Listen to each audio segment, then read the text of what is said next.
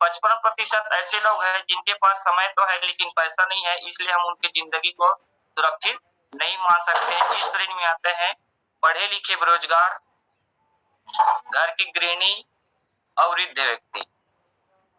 दूसरे श्रेणी में आते हैं 10% ऐसे लोग हैं जिनके पास समय बिल्कुल नहीं है, लेकिन पैसा इतना है कि उस पैसे को खर्च करने के लिए उनके पास समय नहीं है। तो इनकी भी ज़िंदगी को हम असुरक्षित मानते हैं। लेकिन तीसरे कैटेगरी के जो लोग हैं, उनके जीवन में ना तो पैसा है, ना तो समय है और ना ही उनकी ज़िंदगी में कोई सुरक्षा है। इस श्रेणी में आते हैं मज़दूर वर्ग, रिक्शा चालक। लेकिन चौथे कैटेगरी के लोग ऐसे भी हैं जिनके पास समय भी भरपूर है, पैसा भी भरपूर है और उनकी ज़िंदगी सुरक्षित है। ऐसे श्रेणी में आते हैं 5% लोग, गायक, लेखक, वैज्ञानिक और धनी व्यक्ति। तो हम 1 से 3 कैटेगरी के लोगों को एक भाग में रखते हैं, जैसे कि 95% कि ये लोग सफल असफल है तो क्यों है और 5% लोग सफल है तो क्यों सफल है। तो 95% लोगों के सामने 3 समस्याएं हमेशा खड़ी रहती है। पहला जो समस्या होता है काम का दोहराव, है ना। पहली जो समस्या होता है काम का दोहराव, यानी कि वही काम को बार-बार करना।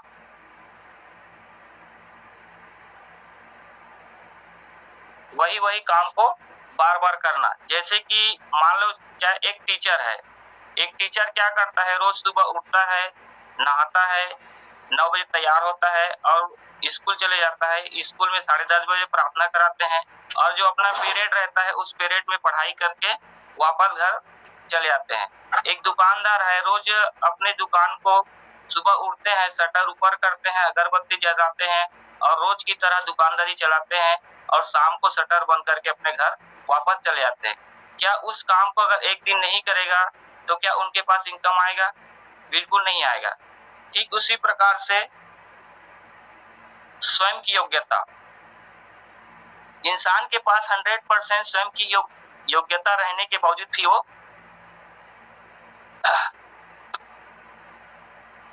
स्वयं की योग्यता रहने के बावजूद भी वो इनकम नहीं कमा सकता। जैसे कि एक डॉक्टर है ना। जैसे कि एक डॉक्टर है, हम वो डॉक्टर बहुत ही नामी व्यक्ति है और बहुत ही लोग उसके बारे में जानते हैं और बहुत फेमस है। अगर किसी कारणवश अगर उसकी जो हाथ की 2 उंगली अगर कट जाए तो क्या वो ऑपरेशन कर पाएगा? बिल्कुल नहीं कर पाएगा। या उनकी जो डिग्री है वहाँ पे कोई काम नहीं कर पाएगी क्योंकि उनके परिवार वाले वो डिग्री से डॉक्टरी नहीं कर सकते। तो निश्चित ही एक सलाहकार की जिंदगी उसे जीना पड़ेगा। तीसरी जो समस्या है समय और पैसे की सीमा। तीसरी जो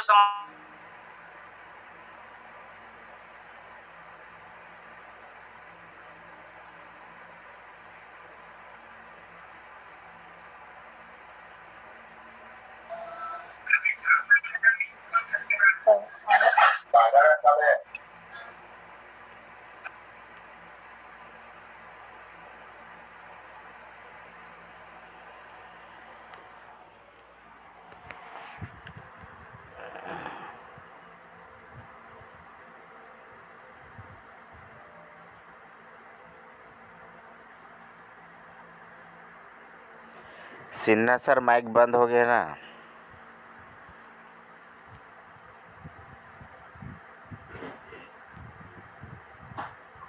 हेलो, हाँ माइक अच्छा माइक बंद हो गया था क्या सर? बताइए कहाँ से स्टार्ट हुआ था सर? हेलो, हाँ सर। यही वाला स्टार्ट था सर, समय सीमा धन की सीमा, यही वाला। अच्छा, तो समय और सीमा है ना। जो तीसरा जो समस्या जो है समय और सीमा, जैसे कि एक ग्राफ है, इस ग्राफ से हम 8 घंटा काम करते हैं तो हमें इनकम 100 रुपए मिलता है, 16 घंटा काम करते हैं इनकम 200 रुपए मिलता है, और इसी को हम 24 घंटा काम करते हैं तो इनकम हमें 300 रुपए मिलता है। तो दोस्तों हमारे पास 24 घंटा ही है, चाहे वो देश का प्रधानमंत्री क्यों ना हो, हर व्यक्ति के पास 24 घंटा ही समय रहता है, और 24 घंटे में हमें वो हर चीज करना है जो हमारी दिनचर्या में आता है, नहाना, खाना, सोना। तो इस वजह से हम ज्यादा से ज्यादा 8 से 10 घंटा काम करके, चाहे हमें 100 या 150 रुपए के इनकम को मान करके चलते हैं, चाहे हमारी जिंदगी कैसे भी चले, और हम अपनी जिंदगी से समझौता कर लेते हैं कि मुझे इसी तरीके से जीना है। लेकिन समय और पैसे का जो एक ग्राफ है, ग्राफ हमें ये बताता है कि अगर हम समय की सीमा को अगर बढ़ा देते हैं तो हमारा इनकम बढ़ जाएगा। ठीक है जी। तो इस तरीके से 3 समस्या है, और 3 समस्या रहने के बावजूद हमारे पास 3 बाधाएं भी है। जैसे कि व्यक्ति के काम करने की क्षमता, एक व्यक्ति एक ही जगह पे काम कर सकता है, वो अन्य जगह पर काम नहीं कर सकता। दूसरी बात है समय की सीमा, जैसे कि हम 8 से 10 घंटा ही पर्टिकुलर काम कर सकते हैं, उससे ज्यादा हम काम नहीं कर सकते। इसलिए जैसे कि हमारे पास धन की सीमा है, समय की सीमा है, उसी प्रकार से जितना ही हम काम करते उतना ही पैसे को लेकर चलते हैं, इसलिए हमारे पास धन की भी सीमा है। लेकिन 5% ऐसे लोग हैं जिनके पास न तो समय की कमी है, न तो पैसे की कमी है, और उनके जीवन है वो सुरक्षित है। ऐसे में लोग आते हैं 5% श्रेणी में। 1% गायक, लेखक और वैज्ञानिक। जैसे गायक को हम अभी 15 अगस्त आने वाला है, हम लता मंगेशकर जी को बुला के हम वहाँ पे गाना गवाते हैं क्या? नहीं गवाते हैं। हम क्या करते हैं, उनका एक कैसेट या सीडी हम चला देते हैं, जिसमें एक गाना है बहुत ही फेमस है, ऐ मेरे वतन के लोगों जरा आंख में भर लो पानी, है ना। तो उस गाना को लता मंगेशकर जी ने सिर्फ एक ही बार गाया है, और उसका कॉपीराइट बनता है, और जब उस कॉपीराइट मार्केट में बिकता है तब रॉयल्टी की जो इनकम है वो लता मंगेशकर जी के घर में चले जाते हैं। अगर कल के डेट में अगर लता मंगेशकर इस दुनिया से भी चला जाएगा तो उसके घर में इनकम की कोई कमी नहीं रहेगी। उनके जो आने वाले जो जनरेशन है उनको वो इनकम मिलता रहेगा। उसी प्रकार से है, एक लेखक है, वो भी किताब लिखता है, और जब उसका किताब का जब कॉपी बाजार में बिकता है तो उसके घर में वो रॉयल्टी इनकम चले जाता है। ठीक उसी प्रकार से है एक वैज्ञानिक जिसका बहुत ही मशहूर नाम है थॉमस एडिसन अल्वा। उन्होंने एक बल्ब का आविष्कार किया। उस आविष्कार को करने के लिए उसने अपने जीवन में 9,999 बार फेल हुआ, लेकिन उन्होंने हिम्मत नहीं हारा, और 10,000वें बार उन्होंने फिर आविष्कार किया, और एक बहुत ही जबरदस्त बल्ब का आविष्कार हुआ, जिसके रोशनी में आज हम लोग रहते हैं। तो ऐसे व्यक्ति को रॉयल्टी इनकम देना चाहिए, क्योंकि जब उसका बल्ब मार्केट में बिकता है तब उसके घर में इनकम अपने आप ही पहुंच जाता है। तो इसी प्रकार से धनी व्यक्ति है।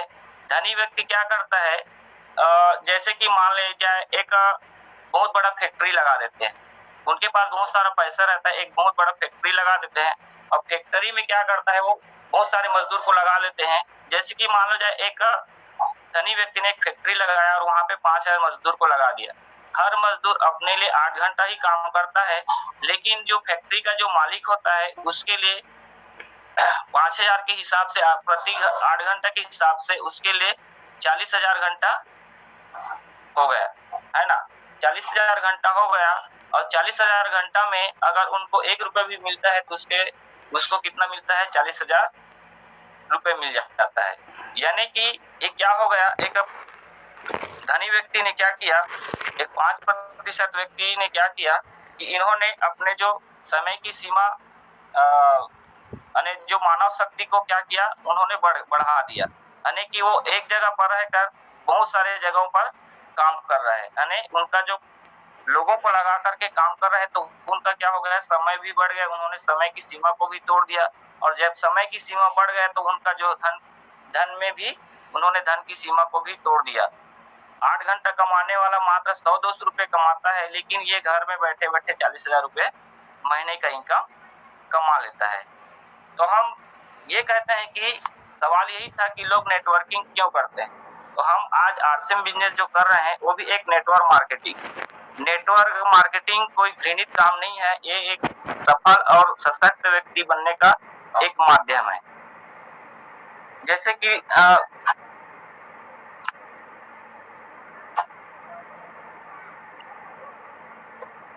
नेटवर्क का हम कैसे तैयार करें। यस दोस्तों, नेटवर्क का हम कैसे तैयार करें।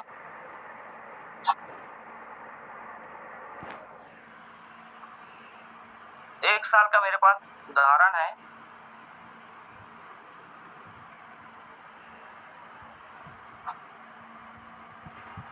हेलो, आवाज आ रहा है सर?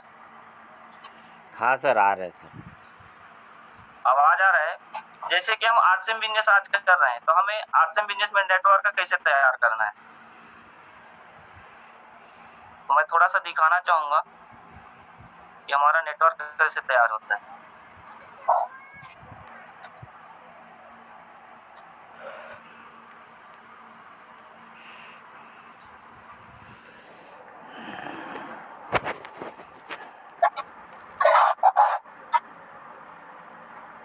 दिख रहा है सर? हेलो, हाँ सर, दिख रहा है। दिख रहा है ना? हाँ। देखिए नेटवर्क कैसे तैयार होता है। अगर हम महीने में एक ज्वाइनिंग भी करते हैं और यही सिखाते हैं कि आपको भी वैसे ही सेम करना है। जैसे कि यहाँ पे दिखाई दे रहा है कि हम पहले महीने में जुड़ते हैं और दूसरे महीने में हम 4 व्यक्ति हो जाते हैं, फिर 4 का 8 हो जाता है, फिर 16 हो जाता है, फिर 32 हो जाता है, फिर 64 हो जाता है, फिर 128। इस तरीका से हमारे पास एक साल में 4096 व्यक्ति जुड़ जाते हैं। अगर 4096 व्यक्ति में से अगर 2000 लोग भी आरसीएम का प्रोडक्ट इस्तेमाल करते हैं प्रति माह 1000 बिजनेस सलून का या इनसे उनसे ज्यादा का, तो आपका बिजनेस क्या होगा। देखिए दोस्तों, अगर हमारे पास 2000 नेटवर्क है तो हमारा जो बिजनेस है वो 20 लाख का बिजनेस होगा और हम स्टार एमराल्ड के लेवल में होंगे। तो वहाँ का जो इनकम है प्रति महीना 50,000 से लेकर 1 लाख रुपए तक की इनकम आप कमा सकते हो।